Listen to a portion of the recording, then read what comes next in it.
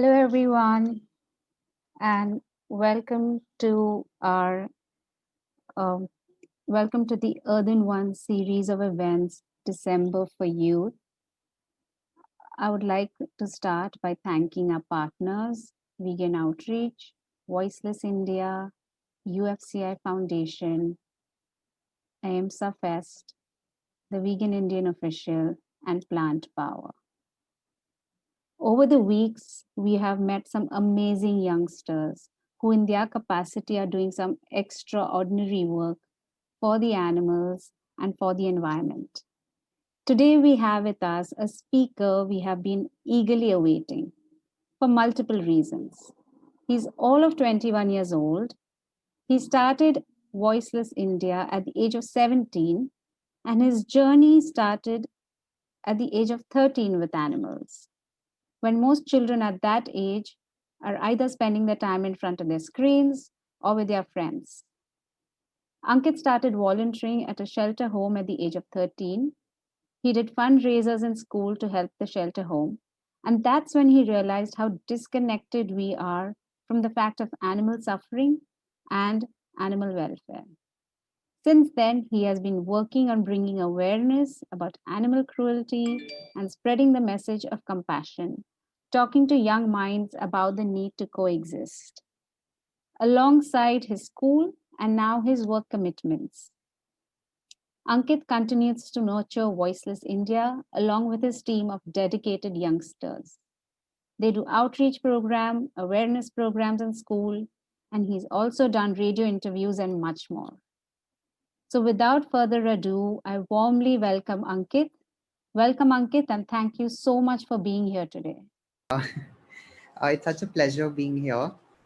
Um, so, how I was thinking of structuring this session was that I'd first talk a little bit about what we do, what Voiceless India does, and then talk about the three aspects that I had thought to focus this session on. So, if it's fine, then I can start sharing my screen now. Yes, sure. Hello, everyone. As Richika introduced, my name is Ankit, and I'm the founder at Voiceless India. So to start off this session, I'll be speaking a little bit about what we do and then talk about the three aspects. The first being that like why we need to care about animals, why should we care about animals?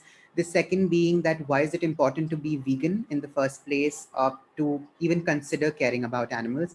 And the third being that how can we as individuals, as the youth, be a catalyst for change in the animal rights movement?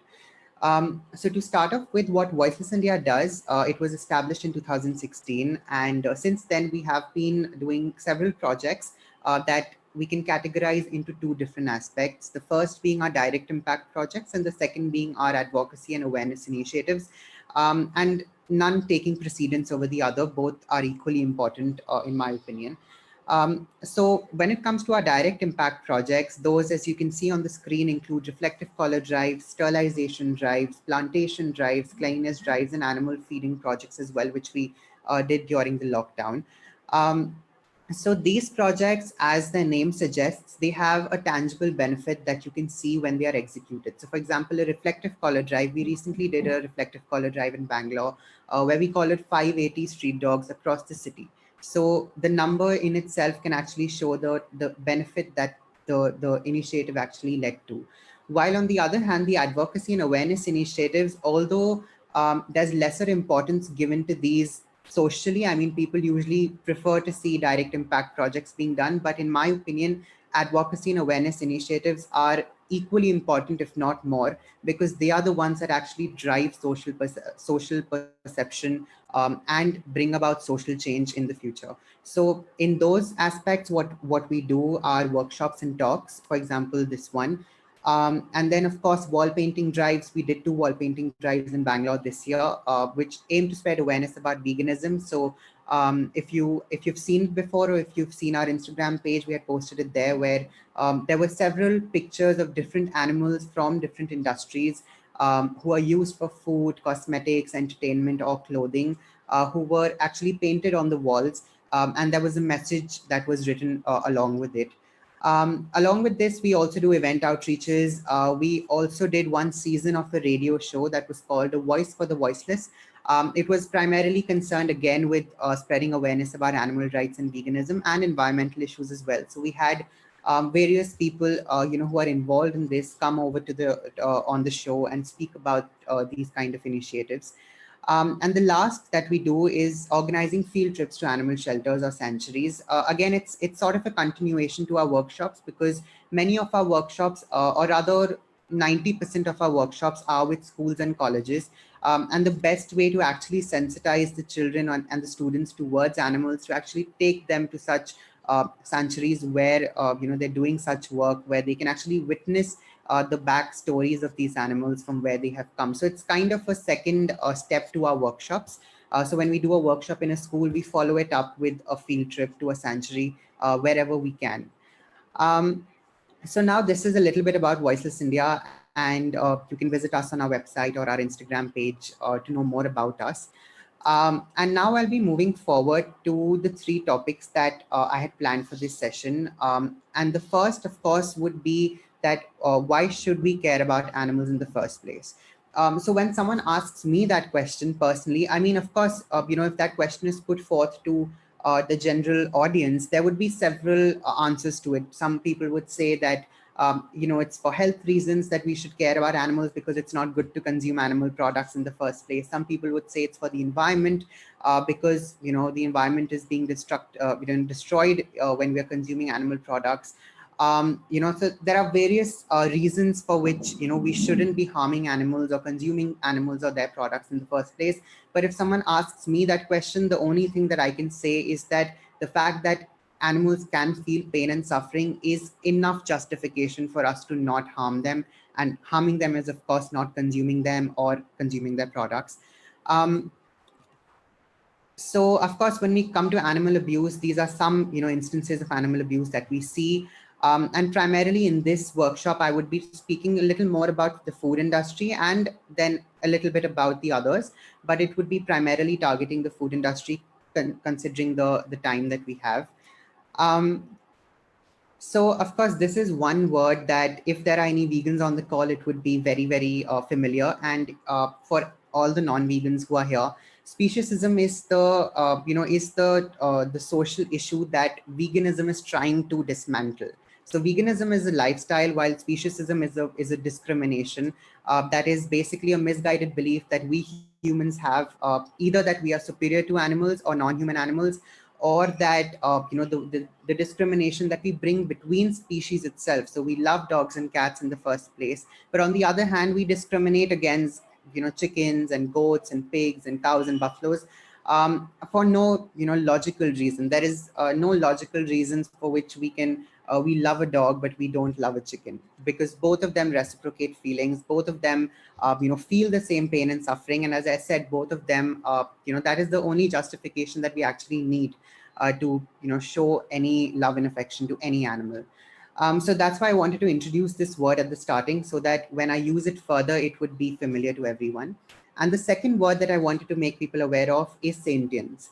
And sentience is a word which many of us would be aware of, but sometimes we disconnect this word from the animals who are used in the food industries, the cosmetic industries, the entertainment industry, and the clothing industry.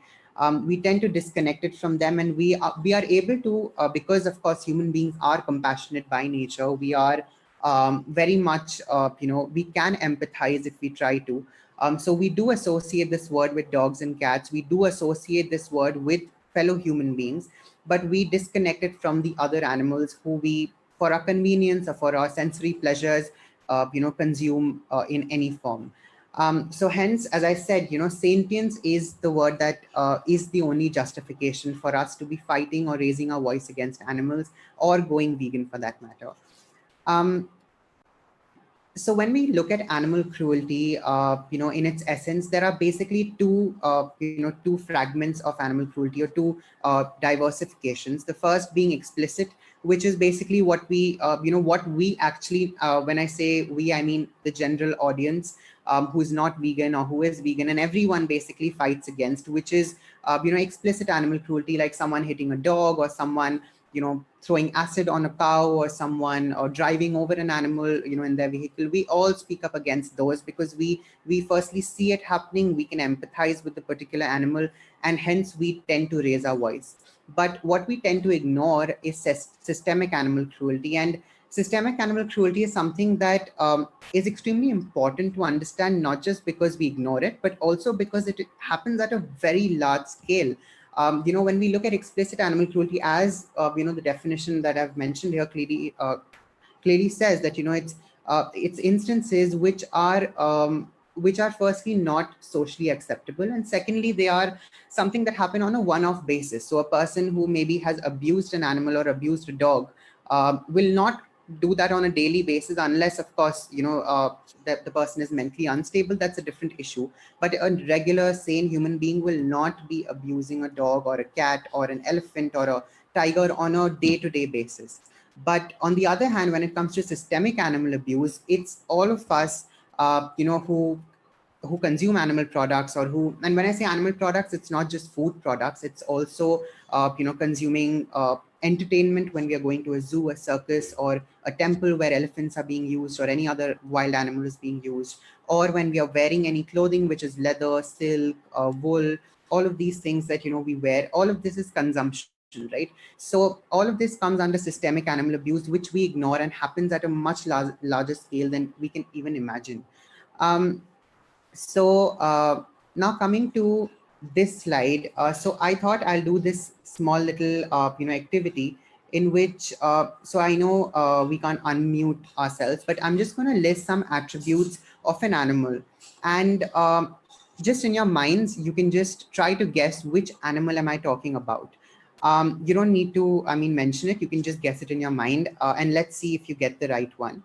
So this particular animal is someone who can empathize, which means that this animal can empathize with his or her fellow creatures. If the other animal is going through any pain or suffering, this animal does feel and can really understand that pain and suffering.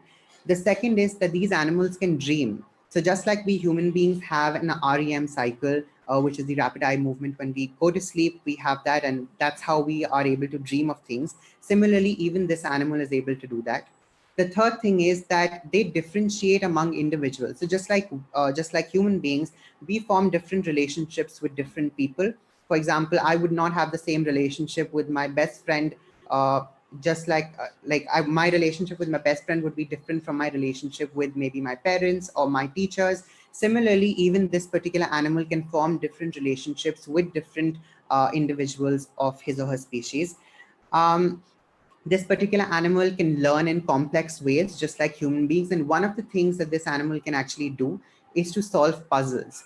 I don't know if that rings a bell somewhere, but this animal is, as we do consider, as in the society, this animal is not considered to be very intelligent, but unlike social perception, this animal is. Um, Also, another very interesting fact is that when we hide an object from this animal, so for example, I'm holding this wallet and I hide it from this animal, the animal will know that the wallet is still somewhere and will try to find the wallet, which means that there is curiosity in this particular animal. He or she is a very curious animal. And also, when you leave this particular animal in an open space, the first thing that he or she does is to go around and kind of figure out what the place is, to kind of figure out where he or she is. So these are certain attributes of this particular animal. And when I'm describing this animal, I would maybe assume that the first thing that would come to anybody's mind would either be a dog or a monkey. Considering the fact, maybe the last point would say so, that this animal is very curious, so goes around to kind of sniff around places and things like that. But of course, yes, dogs and monkeys, these attributes do fit to them. But the animal that I was actually talking about is none other than a chicken. And chickens are animals who have all of these attributes. They can empathize. When we look at a hen, so I'll move to the next slide. So this particular picture was one picture which really kind of spread across social media. And this really shows us the ability of a chicken to actually empathize. So this is basically a hen who is basically protecting her young ones in the rain. And the fact that hens can do this clearly shows us that they do have emotions. They can feel the pain of their offsprings and of others. um, Also, one really interesting fact is that chickens, when their offsprings or when their young ones become distressed, the first thing that actually is observed in them is that their heart rate increases, and they also increase vocalizations to the young ones, which means that they start to talk more, or talk faster to the young ones in that distress, which clearly shows us that unlike social perception, chickens have bonds with their young ones and with their entire society in general, in their own society in general. um, of course, as I said, they dream, and also they're extremely nurturing. So of course this picture clearly tells it all, that how nurturing chickens can be. But they are extremely nurturing in the sense that when the a chick is in the egg and has not yet hatched, it's many times observed, and many studies have also shown that the hen actually talks to the chickens who are, or talks to the chicks who are still in the egg as well. So that really shows the bond that is there between a mother chicken or a hen and the offsprings. Um, so, but what actually does happen with these animals? I mean, it's not something that we don't know, but it's something that we are really disconnected from. So, I mean, this is a picture which I had taken when I had gone to this rescue shelter in Bangalore called Prani, and they had rescued a couple of chickens, who I had the opportunity to meet. And also, one of the reasons why I feel is that we may be disconnected to these animals is uh, also because of the fact that we don't get to meet these animals in the first place, right? So just like we would meet a dog or a cat in someone's home, or we have companion animals ourselves, we tend to never even consider chickens or pigs or goats or cows and buffaloes as companion animals, or even as animals who deserve love and affection just like the others do. um, so now these are some aspects that I wanted to highlight of the poultry industry. So as I was mentioning, that all of those attributes of chickens show us that they are animals who are sentient. They can feel pain and suffering, but yet all of this happens with them on a day-to-day basis. Every year, every day, every second, this is actually happening with them, and this is their life. The hens in the poultry industry who are who can only lay about 25 to 30 eggs if they are not injected with hormones, or if they're not injected with different injections, different kinds of drugs. They would only lay 25 to 30 eggs, while they're forced to lay 250 to 300 eggs in a year. Male chicks, as many vegans would already know, is that they are considered to be waste. And um, the numbers that we see about animals being slaughtered, land animals being slaughtered in the world, that does not even include what happens to male chicks. Basically, the fact that they are discarded, that they are either drowned, burnt, grinded, or suffocated. It does not even include that number. Also, of course, broiler chickens. The reason I've included broiler chickens here is because they are the ones who we really see every day, who we can actually see on a day-to-day basis in the battery cages around us. And they are the ones who are actually pumped with hormones. They grow into a 3 to 4 year old adult while they're only 2 weeks old, and that is when they are killed. So they're not even adults when they're actually killed, and that is the life of a chicken in today's day and age. Um, Now, moving forward to kind of discuss about pigs. Pigs are animals uh, who we again consider as food. We don't really tend to look at them as individuals, just like all the other animals in the food industry. And but some attributes that I wanted to speak about, pigs, were that, of course, many of you have must have heard that pigs are extremely intelligent animals. They are their intelligence is sometimes compared with dogs, and even sometimes said to be higher than dogs. They also form social networks. They have their families, they have their friends, just like dogs and cats, and just like we do, for that matter. In fact, they are considered to be more cognitively complex than dogs, which means that they have attributes that show that they are more intelligent. They are also able to respond to other pigs' anticipations of a negative or a positive event. So in simple words, that's just like saying, when we say that let's share our joys and sorrows, it's basically what pigs do. They actually share their joys and sorrows with their fellow pigs. They're able to empathize with another pig if that pig is going through pain and suffering. And I would like to highlight this picture over here that you can see on the screen. It's basically of a pig from Charlie's Animal Rescue Center in Bangalore. And he was basically, rescued in extremely dire circumstances. He was rescued from the streets. The dogs on the streets had actually kind of ripped him apart, and the rescue center had actually had to, kind of bring those pieces together into, one body. And of course, those things, when we think of it, it just sounds so distressing.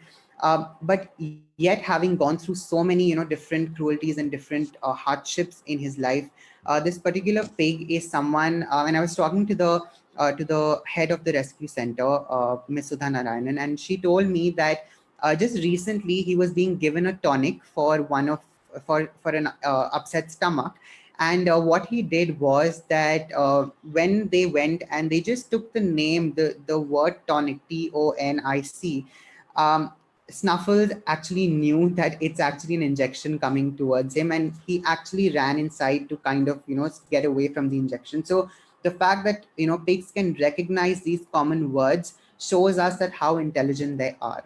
Um, Now, moving, forward to other animals to kind of discuss. Of course, cows and buffaloes are some animals who we just cannot ignore when we speak about veganism, because they are also extremely exploited. They go through a lot of pain and suffering. And the difference between cows and buffaloes and the fact that I highlighted the suffering of chickens and pigs is the fact that some of us can still understand what happens with chickens and pigs, because we can see the cruelty happening, or we do understand, okay, maybe an animal is being killed, so of course it may be some suffering, some cruelty. But in the case of the dairy industry or cows and buffaloes, we don't even kind of understand the link between our dairy consumption and the fact that these animals are sent to the slaughterhouse at some point in their life. And of course, not that's not something that anyone should go through, whether they are a cow or a buffalo or a human or a dog. um, so, according to research, cows are, of course, extremely intelligent animals, just like all the others. And they're able to remember things for a very long time. Unlike many of us, for that matter, we tend to forget things, but cows are able to remember things for much longer. They're able to remember at least 30 different faces, who are around them. They can recognize them differently. So, that's again one of the attributes that you can associate with cows and buffaloes. Um, Many a times what has been seen is that one of the cruelties that happens in the dairy industry is, of course, the fact that male calves are taken away from the mother cow as soon as they're born, because they're of no use to the industry. They can't give milk. So they're sent to either the slaughterhouse or they're abandoned on the roads. In fact, the picture that you see in front of me is in front of your screen is basically a picture of a male calf who was rescued by Animal Aid in Udaipur, and he was brought to this sanctuary to kind of be taken care of. And of course, there are many male calves in this sanctuary who have been rescued in similar circumstances from the dairy industry because they had been abandoned. Um, and although we say that cows and buffaloes have a lot of protection, and cows rather have a lot of protection in India because of the laws, they actually don't. They do have protection on a legal level, but when you look at what actually is happening to them practically, there is no protection in that sense, because even though they can't be slaughtered, they are abandoned on the roads to fend for themselves. And of course, that's of no consolation, because they eventually die of ingesting plastic, or they die of not finding food, especially the calves who are abandoned. Um, Now, what happens in the dairy industry, as we all would kind of know, or if we don't know, the animals are impregnated artificially every year using artificial insemination, which is just another word for sexual assault or rape. It's nothing but without consent, inseminating an individual, regardless of what species he or she comes from. As I said, male calves are either abandoned or slaughtered within 1 month of being born. They literally have just seen the world, and they are sent for either slaughter or just abandoned on the roads, where they again die because of starvation or ingesting plastic. Female calves are fed milk powder because they would eventually grow to give milk, so they are not sent for slaughter or abandoned, but they are kept on milk powder instead of the mother's milk, which is their first which is their right. It's no one else's right, it's only their right, and yet they are that right is taken away from them. Milch animals or dairy animals are sent for slaughter at the age of 5 to 6, when they can actually live till up to 30 years.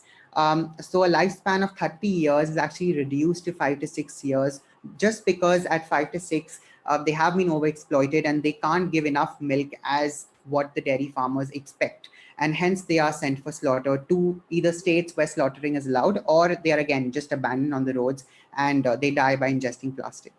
And of course, injections of hormonal injections are definitely given to them. Estrogen, oxytocin are injections which are injected into their bodies to kind of make them, conceive artificially. So they're forced to conceive a child artificially every year. They're made to deliver a baby till they're sent to slaughter, and this is their life. The reason I'm highlighting all of this is it's not because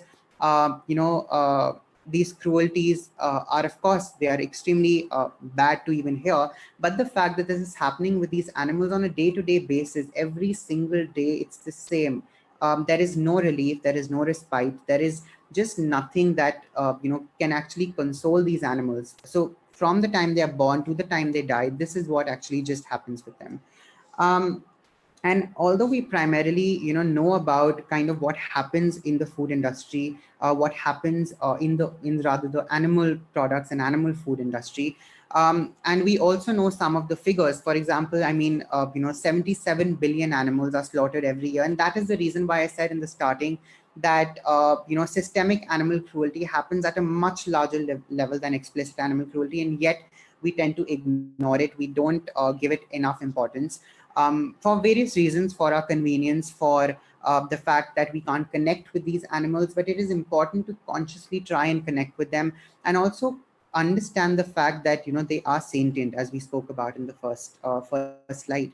Out of the 77 billion animals who are sent for slaughter, there are about 60 billion chickens. So the image that you saw, in the slide, where the hen had her wings over her chicks because she was protecting them from the rain, that image is constantly destroyed because 60 billion chickens are bred and are slaughtered every single day. The male chicks in the egg industry are, of course, again grinded. They are put into grinders, as we spoke about, so that bond between a mother and the child is constantly broken every single day. 1.5 billion pigs are again slaughtered, in the name of pork, bacon, and we tend to give all of these names, which are nothing but euphemisms, right? When we speak about cow meat or buffalo meat, we term it as beef. When we speak about, any other sort of, for example, pigs for that matter, pig meat is termed as pork or bacon. When we talk about the flesh of animals in the oceans, we just name it as seafood and think that nothing is happening. But in fact, seafood is something that people measure, or rather when the UN Food and Agriculture Organization measures the amount of seafood consumed, it's not even they're not even able to give it a number. They measure it in terms of tons. So 150 million tons of seafood is consumed in a year. They can't even give a number to it because it's impossible to see the number of individuals who are actually killed mercilessly in that period of time. um, so now, of course, this was all about the food industry and about how animals are kind of exploited in these industries. However, in all other kinds of industries, whether it's entertainment, whether it's clothing, whether it is cosmetics, animals are equally exploited. We need to make conscious efforts to end this. I know some people say that veganism is difficult, veganism is costly, veganism is you can't get enough nutrition on veganism, but we need to understand that all of these are myths. There is nothing like veganism being costly, because when you make things at home, and it actually becomes much cheaper to live a vegan lifestyle than a non-vegan lifestyle. And rather, we have actually done a research on this, which you would see on the website and on our website in a couple of days, which really shows that veganism is a much cheaper lifestyle to live than a non-vegan, whether a vegetarian or a non-vegetarian diet. It's a plant-based diet is much cheaper to live. Um, so now when we speak about the fact that how one should be advocating for animal rights, or how should one actually be working for animal rights, the first and foremost and the most basic thing that any animal lover for that matter should be is to be vegan, right? Because as we just spoke about all of this, the cruelties in the food industry, the cruelties in all the other industries that happen to animals under systemic animal cruelty, is something that we as individuals can avoid without even doing anything, without going and doing a protest, without even going and signing petitions. We don't have to do anything for that. We just have to change our lifestyles to being more kind and compassionate, right? And of course, when we speak about animal rights activism, the three main areas that I personally feel and that Voiceless India focuses a lot on, the first being education, because education is something that, personally, even I feel that it's the most impactful way of kind of changing society in general. Of course, the effects of education come way later. It takes years, decades to actually see the effects, but it's way more long lasting, in my opinion. And hence, we do a lot of workshops. We are also working on a program to kind of uh, instill animal rights as one of the key elements of civic education in young students. The second thing that I feel that animal rights can actually be taken forward is through policy change, because as much as we speak to individuals, as much as we speak to each other, which is of course very important, we have to convince other people of the fact that these cruelties happen. But we also need policy change, because today the only reason that why dairy products are cheaper than plant-based products in the market, of course, is because of subsidies that the dairy industry gets or the meat industry gets, right? And in order to change those subsidies to kind of make it an equal level, we need policy change. We need people who are in such positions to make such change, and that can only happen if we as individuals take up that responsibility and try to bring in change from that perspective as well. And the third, of course, most important is nutrition and health. And as I said in the starting, that health and nutrition and environment and all of these reasons, in my opinion, are we don't even need these justifications to actually go vegan. The only justification we need is the fact that these animals are sentient. But in a world where not everyone connects with animals the way we do, or the way animal lovers do, or animal rights activists do, we need to also focus from the health and nutrition point of view, so that when governments are coming up with such schemes, we can actually put in plant-based nutrition as one of the most important elements, not just from an animal rights perspective, but also from a health perspective. So this is about Voices India. This is about the session that I wanted to kind of take today, and a little bit about myself. So thank you so much for this session.